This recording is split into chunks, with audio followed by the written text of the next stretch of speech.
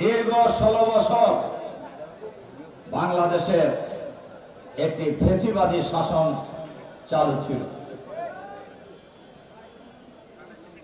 এবং এই ফ্যাসিবাদী শাসন চালু হয়েছিল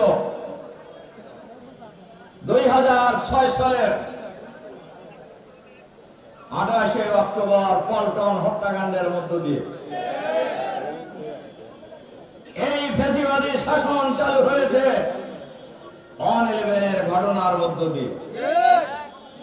এই ফ্যাসিবাদী শাসন চালু করার জন্য 2008 সালে যে নির্বাচন হয়েছিল, এই নির্বাচন হয়েছিল মঈনুদ্দিন ফখরুদ্দিন আর শেখ হাসিনা এবং ভারতীয় গোয়েন্দা সংস্থা রয়ের ত্রিপক্ষীয় ষড়যন্ত্রের সমঝোতার নির্বাচন।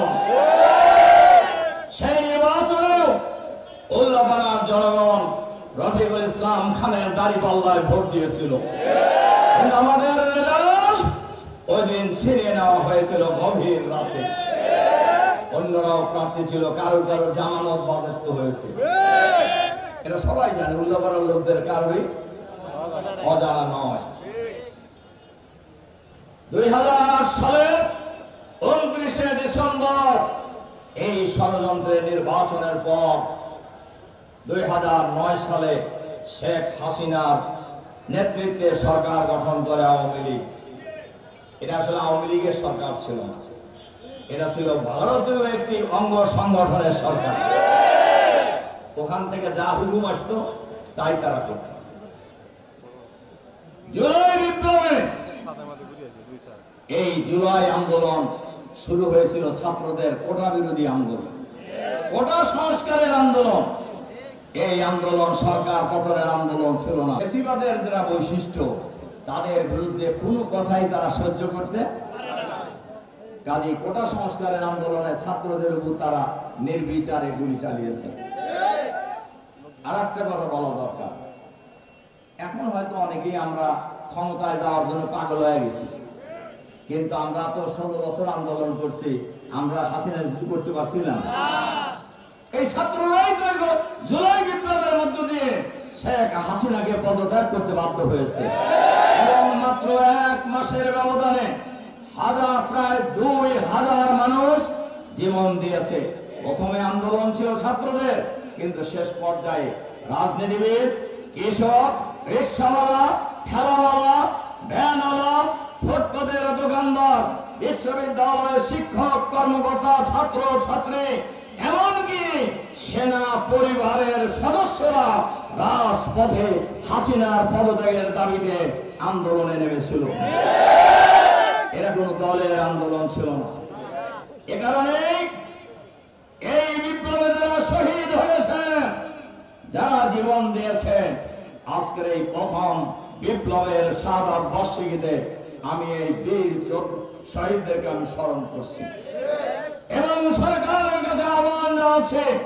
আমি আগে অনেক মিডিয়া আহ্বান জানিয়েছি, জুলাই বিপ্লবে যারা জীবন দিয়েছেন এদেরকে জাতীয় বীর হিসাবে ঘোষণা করতে হবে।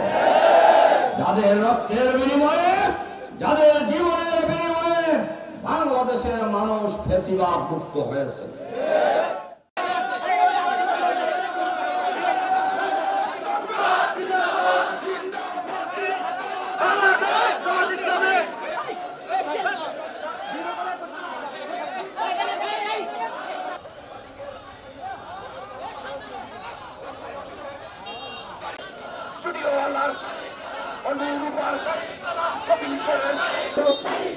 আরো চলে কিসের ভয়, রক্ত দিতে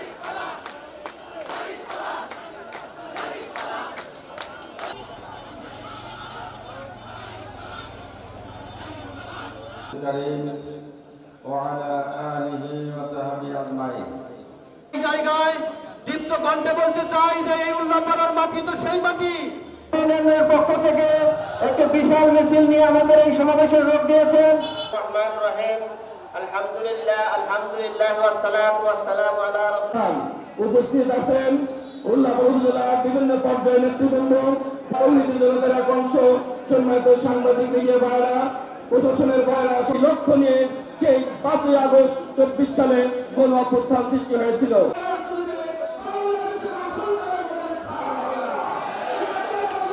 নির্বাচিত সভাপতি বাংলার দোকান মালিক ভাইরা, আপনারা এই সুন্দর মানের কাছে সাহস পাবেন না। বাংলাদেশ জামাত ইসলামের ইসলামের দিন আগামীর দিন, জামাত ইসলামের দিন আগামীর দিনে। আজকে 5ই আগস্টে সেই দাড়িওয়ালা হাতে থাকবে রফিকুল ইসলাম খান সাহেবের। ছাত্র জনতা এই 5ই আগস্টের আজকে বাংলাদেশ থেকে বিতাড়িত হয়েছে। তারা বিশ্ববিদ্যালয়ের নির্বাচিত ছিলেন সদস্য উল্লাপাড়া সরঙ্গার গণমানুষের প্রিয় নেতা এবং 24 সাল এই 3টা নির্বাচনের সাথে